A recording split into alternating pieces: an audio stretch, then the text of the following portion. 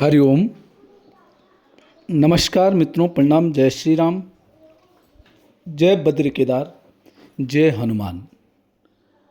मित्रों, एक बार पुनः आपका स्वागत कर रहा हूं अपने इस ज्योतिष कार्यक्रम में, जहां पर कि मैं आपको ज्योतिष से संबंधित, आध्यात्म से संबंधित छोटी छोटी और बड़ी महत्वपूर्ण जानकारियां उपलब्ध कराता हूं। इसी कड़ी में आज मैं बात करूंगा, जन्म कुंडली में ऐसे कौन से योग बनते हैं जिससे कि जातक जातिका या बालक बालिका प्रेम विवाह के चक्कर में पड़ जाते हैं। कईयों के प्रेम विवाह सफल हो जाते हैं, कईयों के असफल हो जाते हैं। तो ऐसे कौन से ग्रह हैं जो व्यक्ति को इस प्रकार के प्रेरणा देते हैं, इस प्रकार के कार्य करवाते हैं? आज उस बारे में मैं विस्तार से चर्चा करूंगा। वीडियो प्रारंभ करूं इससे पूर्व आपसे आग्रह है,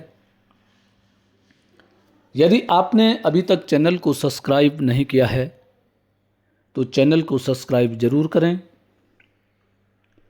वीडियो को अंत तक देखें और यदि आपको ठीक लगती हैं, आपकी समझ में आती है, तो वीडियो को शेयर भी करें, अन्य लोगों तक भी पहुंचाएं। और साथ साथ में मित्रों, लाइक और कमेंट के माध्यम से भी वीडियो का आप समर्थन कर सकते हैं, सहयोग कर सकते हैं। तो मित्रों, आओ आज की चर्चा में चलते हैं, आज के विषय पे चलते हैं। प्रेम विवाह। जैसे कि आप स्क्रीन पे देख रहे हैं, कुंडली एक बनी हुई है। कुंडली में दो भाव मैंने दर्शाए हैं, एक में है 5वां भाव और एक का है 7वां भाव। 7वां भाव दाम्पत्य का भाव होता है, जिस भाव से पति पत्नी के बारे में, विवाह के बारे में और पार्टनर के भाव में जानकारियां प्राप्त की जाती हैं। और दूसरा भाव है 5वां भाव, वो बुद्धि का भाव है, संतान का भाव है और प्रेम का भाव भी है। इन दोनों भावों के इर्द गिर्द ही हमारे प्रेम विवाह का राज छुपा हुआ होता है। सबसे पहले मैं ये कहूंगा कि प्रेम विवाह किसके भाग्य में होता है, कैसे व्यक्तियों के प्रेम विवाह सफल होते हैं। तो मित्रों, यदि आपकी कुंडली में 5वें भाव का स्वामी, 5वां भाव, जहां पे मैंने 5वां भाव लिखा है वहां पे कौन सी राशि बन रही है, उस राशि का जो स्वामी होता है वही 5वां भाव का स्वामी होता है। यदि आपकी कुंडली में 5वां भाव का स्वामी 7वां भाव में बैठा हुआ हो, 5वां भाव का स्वामी 7वां भाव में बैठा हुआ हो, और साथ साथ में क्या है कि 7वें भाव का स्वामी 5वां भाव में बैठा हो, तो ऐसे स्थिति में प्रेम विवाह का योग बनता है। यदि दोनों सौम्य ग्रह हों, शुभ ग्रह हों, तो प्रेम विवाह सफल होता है, ठीक ढंग से चल जाता है। और यदि दोनों ग्रह क्रूर, दोनों भाव के स्वामी क्रूर ग्रह हों या पाप ग्रह हों, 7वां भाव का स्वामी भी पाप ग्रह है और 5वां भाव का स्वामी भी पाप ग्रह है, तो ऐसे में क्या होता मित्रों कि लड़ाई झगड़ा बहुत होता है। यदि आपने प्रेम विवाह किया है तो इसमें लड़ाई झगड़े बहुत होते हैं, कलह बहुत होता है, परेशानियां बहुत होती है और परेशानियों के बीच में ही जीवन की गाड़ी चल जाती है। एक तो यह होता है। दूसरा है प्रेम विवाह का। यदि कुंडली में पांचवें भाव और सातवें भाव का स्वामी यदि युति बना रहे हों, एक साथ बैठे हों, पंचमेश भी और सप्तमेश भी, दोनों के दोनों ग्रह एक साथ बैठ रखे हैं, तो तब भी प्रेम विवाह का योग बनता है। तीसरा है कि सातवें भाव में सिर्फ बुध शुक्र का योग बनता हो, या पांचवें भाव का स्वामी होकर के शुक्र सातवें भाव में अकेला बैठा हुआ हो। और कभी कभी यह भी देखने में आता है कि यदि पंचम भाव में शुक्र ग्रह विराजमान है, तो ऐसे में भी प्रेम विवाह के योग बनते हैं। ऐसा व्यक्ति भी प्रेम करने वाला होता है, प्रेम विवाह ऐसा व्यक्ति भी करता है। तो ये योग हैं जो मुख्य मुख्य योग मैंने बताया है। यदि ये योग आपकी जन्म कुंडली में हैं, तो आप प्रेम कर सकते हैं, प्रेम विवाह कर सकते हैं, और आपका प्रेम विवाह सफल भी हो जाएगा। आपका जीवन सफल भी हो सकता है।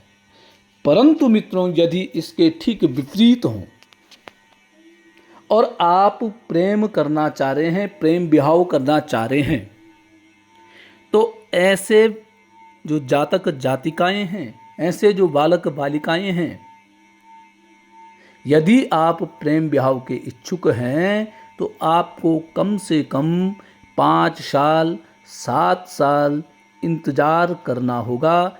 एक दूसरे को जानना होगा, एक दूसरे को पहचानना होगा। ऐसा न हो कि आपने छोटी उम्र में प्रेम कर दिया है, और छोटी उम्र में जिसमें कि आपको प्रेम का मतलब ही पता नहीं होता है, केवल एक दूसरे की शक्ल देख करके, छवि देख करके आपने प्रेम कर दिया है, प्रेम का मतलब ही पता नहीं है।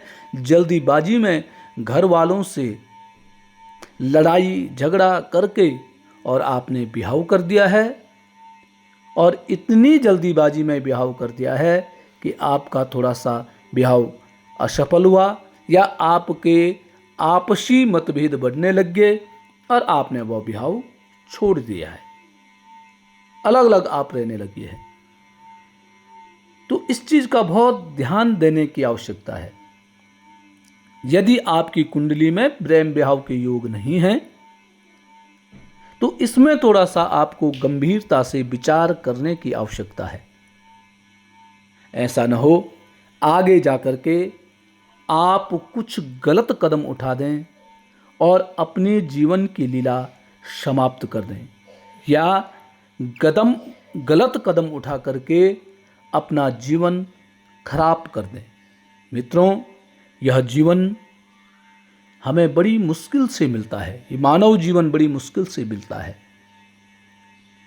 प्रेम की जो परिभाषा है, आजकल प्रेम की परिभाषा बदल चुकी है। इसलिए जब प्रेम करते हैं, प्रेम विवाह करते हैं, जन्म कुंडली का निरीक्षण जरूर कराना चाहिए। यदि उसमें कोई उपाय होते हैं, उन उपायों के माध्यम से आप अपना वैवाहिक जीवन सफल कर सकते हैं। मित्रों, यदि सप्तम भाव में कोई पाप ग्रह बैठा हुआ है, पंचम भाव में भी कोई पाप ग्रह बैठा हुआ है, और फिर भी यदि आप प्रेम विवाह करना चाहते हैं,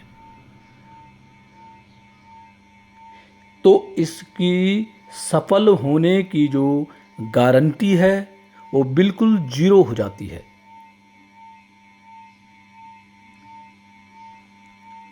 और आपका जो यह प्रेम विवाह है वह सफल नहीं हो पाता है। तो इन सब चीजों को ध्यान में रख करके आपको इस प्रकार के कदम उठाने हैं। मित्रों, प्रेम विवाह कोई गलत नहीं है। प्रेम एक पवित्र चीज है, परंतु वो पवित्र तब है जब इसकी पवित्रता आप बरकरार रखें। प्रेम के जो नियम हैं उन नियमों को आप फॉलो करें, तब जाकर के आपका प्रेम विवाह सफल होगा। तो मित्रों, आज के लिए बस इतना ही। कल पुनः किसी नई जानकारी के साथ आपके सामने पुनः प्रस्तुत होऊंगा। तब तक के लिए नमस्कार, प्रणाम, जय श्री राम, जय बद्री केदार, जय हनुमान। मित्रों, वीडियो को शेयर जरूर करें।